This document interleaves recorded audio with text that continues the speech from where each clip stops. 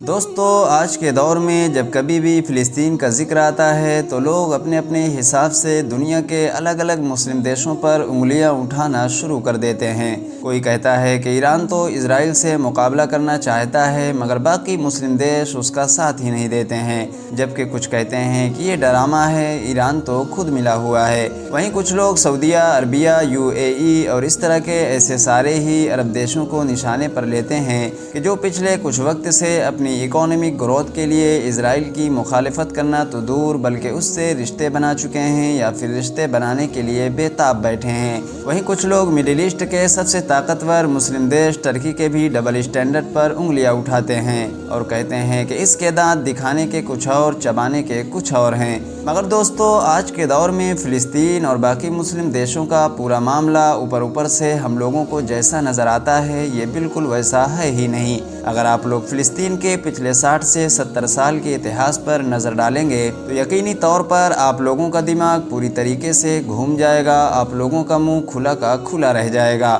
کیونکہ اس بڑی مسلم دنیا میں فلسطین کا کوئی ایک غدار نہیں ہے بلکہ اس حمام میں تو سارے کے سارے ننگے ہیں۔ کہانی کی شروعات کرتے ہیں 19ویں صدی کے آخر اور 20ویں صدی کے اس دور سے کہ جب یورپ کے علاقے میں آلریڈی زائونزم وچاردھارا کے ساتھ ساتھ اب یہودیوں کی ایک بڑی لوبی نے بڑی تیزی کے ساتھ فلسطین کے علاقے میں اپنی اسٹیٹ بنانے کا منصوبہ شروع کر دیا تھا۔ اس دور میں یہ پورا علاقہ سلطنت عثمانیہ یعنی ترکی کے انڈر میں آیا کرتا تھا۔ جہاں ایک طرف سلطنت عثمانیہ کمزور ہو رہی تھی تو وہیں دوسری طرف برٹش امپائر کا انفلوئنس اس علاقے میں بڑھتا جا رہا تھا۔ لیکن اس بات میں کوئی شک نہیں ہے کہ عثمانی ترکوں نے جتنی زیادہ کوشش اپنی سلطنت کے اس خاص علاقے کو بچانے کے لیے کی، یعنی کہ فلسطین کو بچانے کے لیے، اتنی زیادہ کوشش انہوں نے کسی دوسرے علاقے کو بچانے کے لیے نہیں کی تھی۔ خاص طور سے اس سلطنت کے جو آخری اثردار طاقتور سلطان تھے یعنی عبدالحمید ثانی، ان کو تو ہر طرح سے پریشرائز کرنے کی کوشش کی گئی، کبھی ان کو دھمکایا گیا تو کبھی بڑے بڑے لالچ دیے گئے، مگر کسی بھی حال میں وہ فلسطینی زمین کا سودا کرنے کے لیے تیار نہیں ہوئے۔ لیکن آخرکار فرسٹ ورلڈ وار کے ساتھ جب ترکوں کی یہ سلطنت ختم ہوئی تو فلسطین کا یہ علاقہ بھی آٹومیٹکلی برٹش امپائر کے انڈر میں چلا گیا، اور اس طرح سے اب یورپ کے علاقوں سے بڑی تیزی کے ساتھ یہودیوں کو بلا کر یہاں پر آباد کرنا شروع کر دیا گیا۔ اب یہاں پر دھیان دینے والی بات یہ ہے کہ جس دور میں عثمانی ترک اس خاص اور مقدس زمین کو بچانے کے لیے اپنا سب کچھ قربان کرنے کے لیے تیار تھے،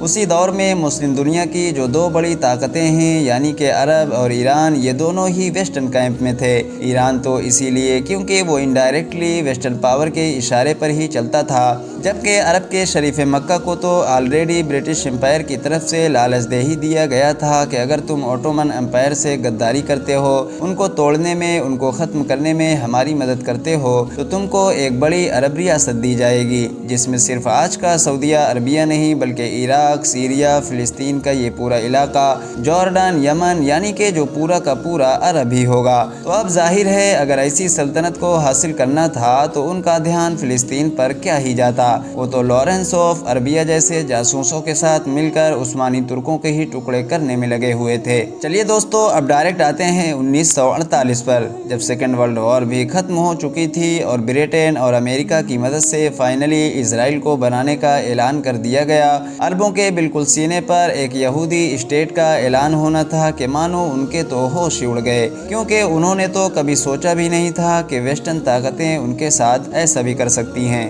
فی الحال فوراً عرب دیشوں کی طرف سے اس اسرائیل کے خلاف جنگ چھیڑ دی گئی کہ جس کے ساتھ پورا ویسٹرن ورلڈ کھڑا تھا۔ صرف ایک ہی بار نہیں بلکہ پھر اگلے 20 سے 30 سال کے اندر ان الگ الگ عرب دیشوں نے اسرائیل کے ساتھ کئی جنگیں لڑیں۔ مگر یہاں پر ایک بار پھر سے نوٹس کرنے والی بات یہی ہے کہ جب ان سارے عرب دیشوں نے اپنی اس مقدس زمین فلسطین کو بچانے کا بیڑا اٹھایا تو بالکل پہلے کی طرح ہی مسلم دنیا کی 3 بڑی طاقتوں میں سے 2 باقی بچی ہوئی 2 بڑی طاقتیں خود عرب دیشوں کے خلاف کھڑی ہوئی تھیں۔ یعنی کہ اسرائیل کی طرف، یا اور آسان بھاشا میں کہوں تو ویسٹرن ورلڈ کی طرف کھڑی ہوئی تھیں۔ ان دو طاقتوں میں سے ایک تو ایران ہی تھا، جو ظاہر ہے ابھی تک ویسٹرن ورلڈ کے انڈر میں ہی تھا، اس کی حکومت بھی امریکہ کے اشارے پر ہی چلا کرتی تھی، جبکہ دوسرا وہ ترکی تھا کہ جس نے کسی دور میں اس زمین کو بچانے کے لیے عربوں سے کہیں زیادہ کوشش کی تھی، مگر کیونکہ فرسٹ ورلڈ وار سے سیکنڈ ورلڈ وار کے بیچ میں یہ جو پورے 20-25 سال کا عرصہ تھا، اس میں سب کچھ بدل چکا تھا۔ ترکی نئے نیتا اتا ترک کی وجہ سے اتنا زیادہ سیکولر بن چکا تھا کہ اسلام سے جڑی ہوئی زیادہ تر چیزیں تو وہاں پر بین تک کر دی گئی تھی۔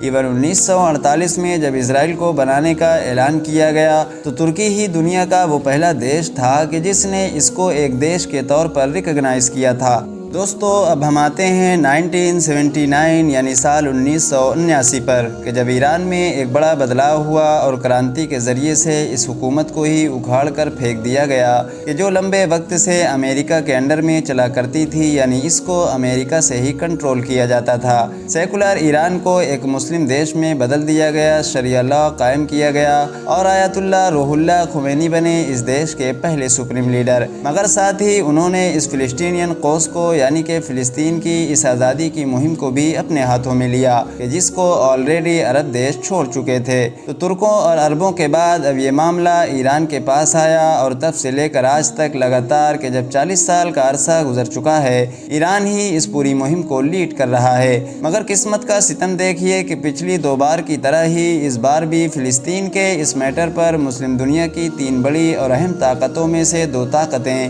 ایران کے بالکل اپوزٹ نظر آتی ہیں، اور اس بار وہ ترکی اور ایران کے بجائے ترکی اور عرب دنیا ہے۔ سیدھا سا مطلب یہی ہے کہ پورے اتہاس میں کوئی ایسا موقع آیا ہی نہیں کہ جب فلسطین کو پوری مسلم دنیا کا ایک ساتھ سپورٹ ملا ہو۔ ایک طاقت نے سپورٹ کیا تو پھر دوسرے نے چھوڑ دیا، اور دوسرے نے سپورٹ کیا تو تیسرے نے چھوڑ دیا۔ ویسے دوستو، یہاں پر میں آپ لوگوں کو یہ بھی بتاتا چلوں کہ ترکی اور باقی عرب دنیا کی طرح ایران نے ابھی تک فلسطین کے لیے کوئی ڈائریکٹ جنگ نہیں لڑی ہے، لیکن ہاں، ایران نے فلسطینی لوگوں پر ایک احسان ضرور ایسا کیا ہے کہ جس کا کوئی جواب نہیں ہے، اور وہ احسان ہے فلسطین کی آزادی کی مہم کو ایک ورلڈ وائڈ پہچان دینا۔ دراصل جس دور میں عرب لوگ فلسطین کے لیے لڑ رہے تھے، اس دور میں یہ صرف اور صرف ایک لوکل علاقے کا میٹر مانا جاتا تھا، یا یہ کہہ سکتے ہیں کہ اس کو عربوں کی لڑائی ہی کہا جاتا تھا۔ لیکن جب سے ایران نے اس میٹر کو اپنے ہاتھ میں لیا تو ظاہر ہے اس سے سوال تو کیا گیا کہ بھائی یہ تو عربوں کا میٹر ہے، تم اس میں کیوں پڑ رہے ہو؟ تو اس کا یہی جواب تھا کہ یہ عربوں کا میٹر نہیں، بلکہ یہ تو مسلمانوں کا میٹر ہے، پوری دنیا کے مسلمانوں کا میٹر ہے، کیونکہ وہاں پر مسجد اقصی موجود ہے، جو اسلام میں تیسری سب سے پوتر یعنی کہ مقدس جگہ مانی جاتی ہے۔ اور تب سے ہی دھیرے دھیرے ایسا ماحول بنا کہ چاہے پوری دنیا میں کہیں پر بھی کوئی بھی میٹر ہو رہا ہو، اتنا فرق نہیں پڑتا ہے، لیکن اگر فلسطین میں کچھ بھی ہوتا ہے تو دنیا کے ہر علاقے میں رہنے والا مسلمان فوراً کھڑا ہو جاتا ہے۔